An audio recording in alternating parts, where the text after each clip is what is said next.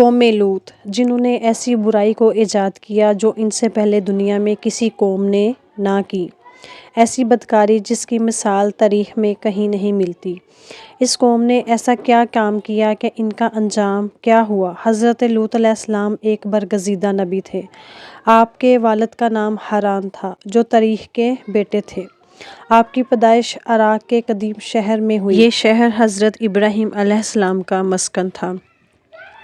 دراصل لوط علیہ السلام کے والد حاران حضرت ابراہیم علیہ السلام کے سگے بھائی تھے، یعنی حضرت لوط علیہ السلام حضرت ابراہیم کے بھتیجے تھے۔ حضرت لوط علیہ السلام کو حضرت ابراہیم نے بیٹا بنا کر پالا تھا۔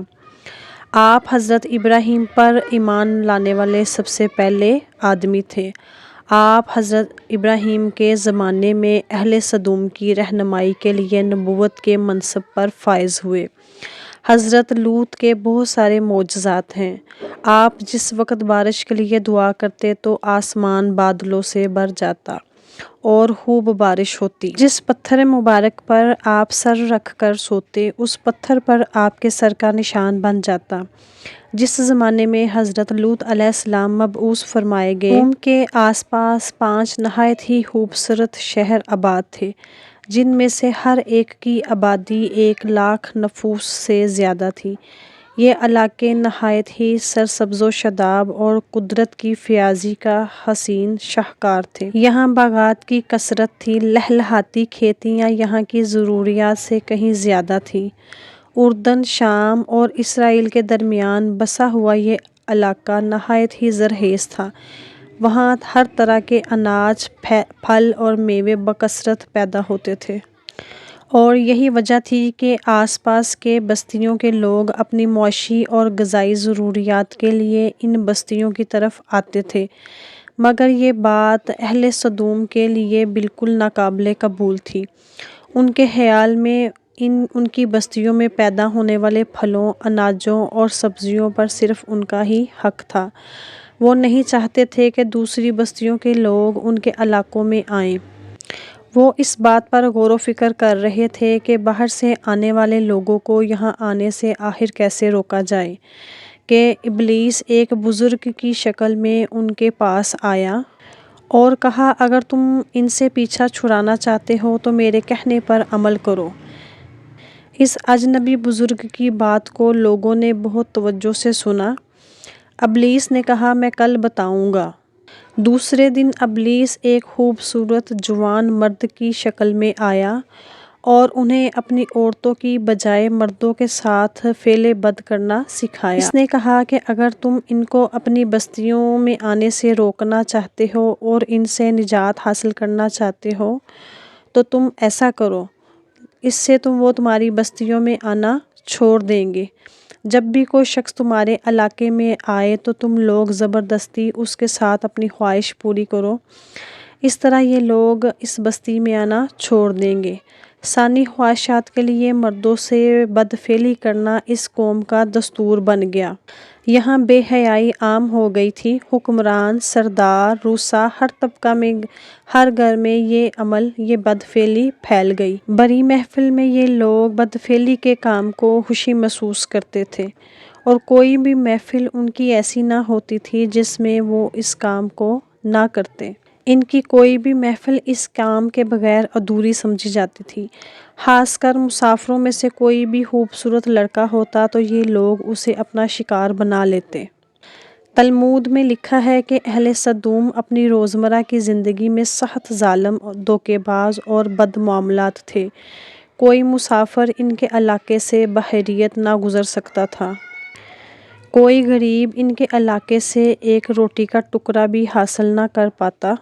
بارہا ایسا ہوا کہ باہر کا کوئی آدمی ان کے علاقے میں پہنچ کر فاقوں سے مر جاتا تھا اور یہ لوگ اس کے کپڑے اتار کر اس کی لاش کو برہنہ دفن کر دیتے۔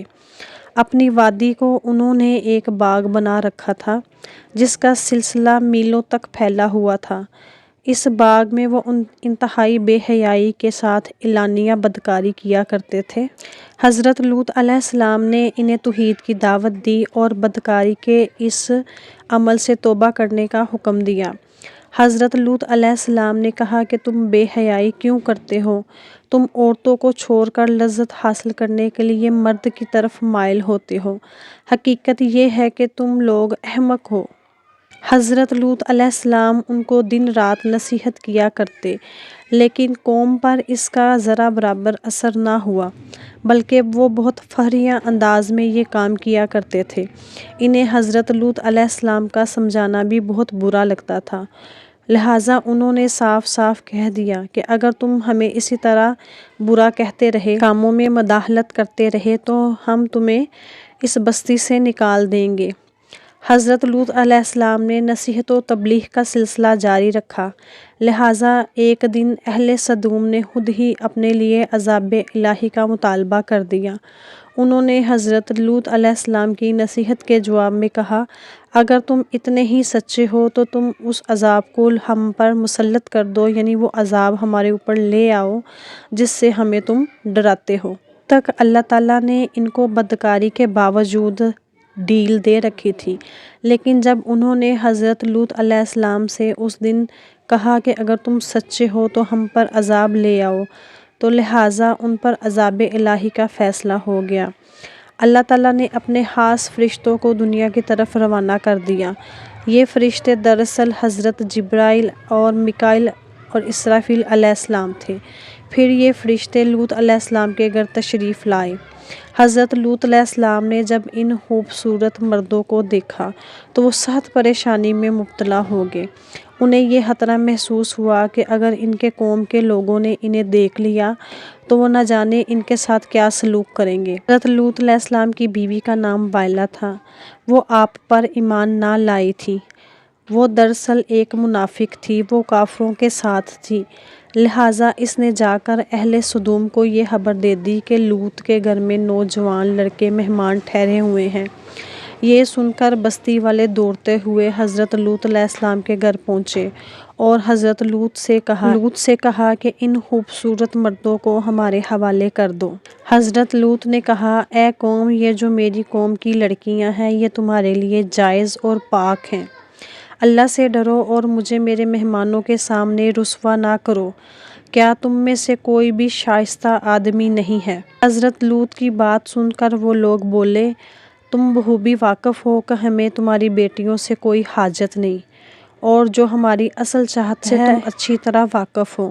قوم لوط کے اس بے شرمانہ جواب سے اندازہ لگایا جا سکتا ہے کہ وہ فعل بد میں کس حد تک آگے نکل چکے تھے۔ حضرت لوط نے گھر کے تمام دروازے بند کر دیے اور ان نوجوانوں کو ایک کمرے میں چھپا دیا۔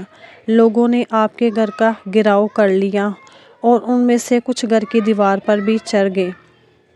حضرت لوط علیہ السلام اپنے مہمانوں کی عزت کے خیال سے بہت زیادہ گھبرائے ہوئے تھے۔